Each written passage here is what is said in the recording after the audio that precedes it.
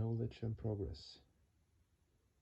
What is jnana, knowledge? It is subjectivization of the external objectivity. It leads a person from crudity to subtlety.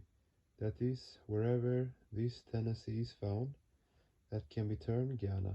And where the tendency is not present, there is no jnana. And what is the base of jnana? Where jnana is completely physical, its base is the mind. Where it is entirely spiritual, its base is the soul. Jnana unifies the mind with the Atman. This itself is the greatest quality of jnana. That jnana which does not unify the mind with the Atman is not jnana but a confusion of jnana. Because of this so-called jnana, vanity creeps into a person. If you see a person with vanity, you must understand that that person has no knowledge, but a confusion of knowledge. In the 15th century in India, and especially in Bengal, this confusion of knowledge developed excessively. The people of Bengal would keep arguing about minor things. For hours together, they would talk about subjects such as sound, shape, etc. They thought themselves to be great in doing so, and the person having victory considered himself to be a great Pandit. But these persons were neither Pandits nor Jnanis.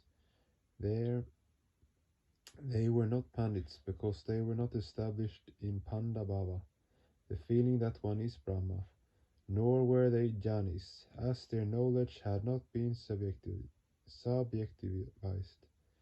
They were arguing about Patradhara, Taila, or Tailadhara Patra, whether the pot is the container of the oil or the oil is contained in the pot. There was once an argument between two great Pandits as to whether the sound of a falling palm fruit is produced first or the palm fruit falls first. The discussion continued for a good number of months, but with no decision. They then decided to see practically, sitting under a tree one night, whether the palm fruit falls first or the sound is produced first.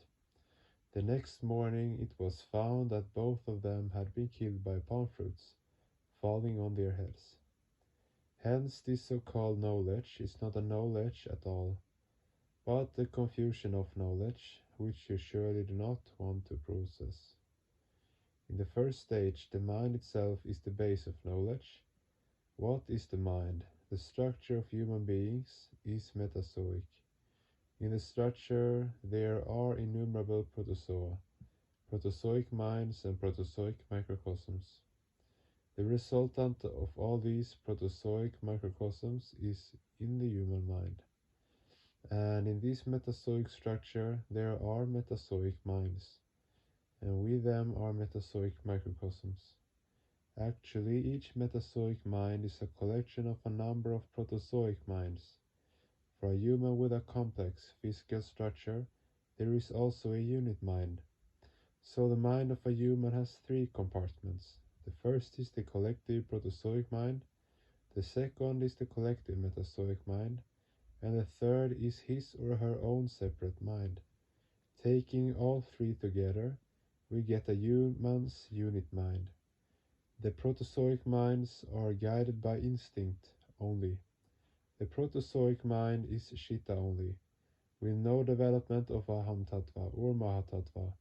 Ingesting food, supporting offspring, this is all done instinctively, according to their svabhava, spontaneously, the reasons being quite unknown to those creatures. The earthworm does not know that it is an earthworm.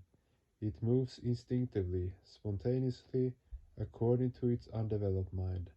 The protozoic minds and the protozoic microcosm can be said to be the physical mind. A protozoic creature has only physical mind. The collection of protozoic minds is the human, can be said to be the physical mind of the human, known as the Kama Maya Kosha.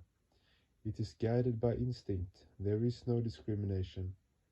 But the metazoic mind moves with some intellect or discrimination, as there has been some development of intellect in it, Hence the Metazoic mind has control over the Protozoic mind. The more the Metazoic mind is developed in a creature, the more developed the creature is.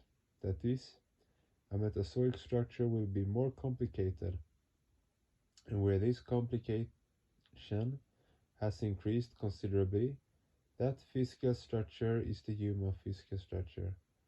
The individual mind in a human is a Metazoic mind. Some 1 million years ago,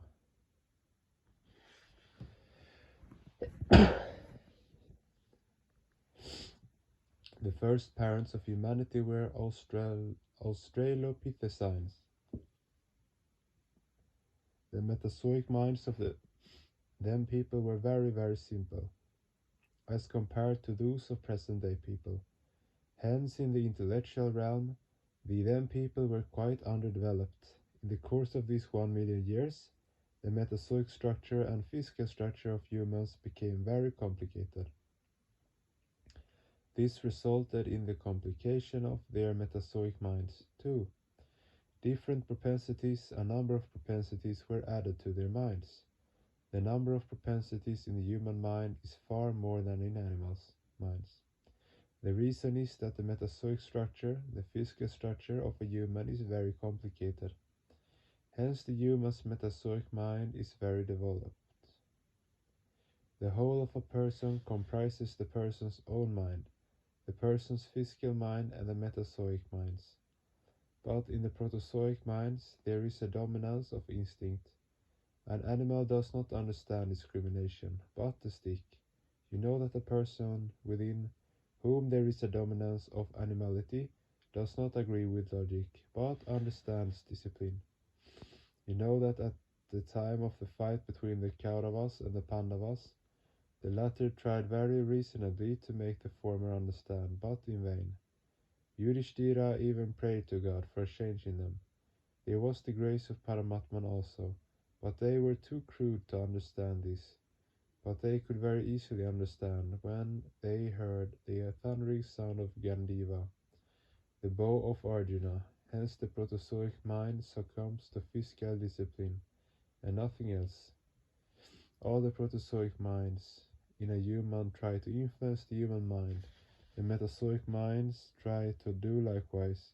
When the personal mind of a human is not vigilant, it becomes influenced by the Protozoic minds and the Metazoic minds. The person is led towards animality, but when the personal mind is vigilant, it has full control over the Protozoic and Metazoic minds.